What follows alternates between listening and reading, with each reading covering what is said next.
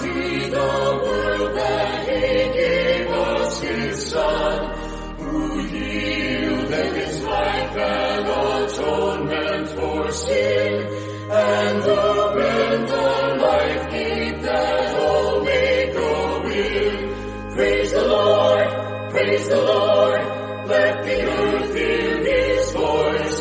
Praise the Lord, praise the Lord, let the people rejoice.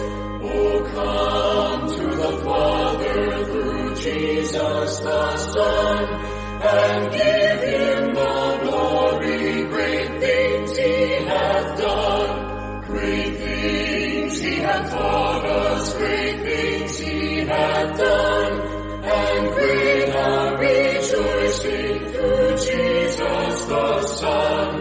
But purer and higher and greater will be our wonder, our victory, when Jesus we see. Praise the Lord, praise the Lord, let the earth hear his voice. Praise the Lord, praise the Lord, let the people rejoice.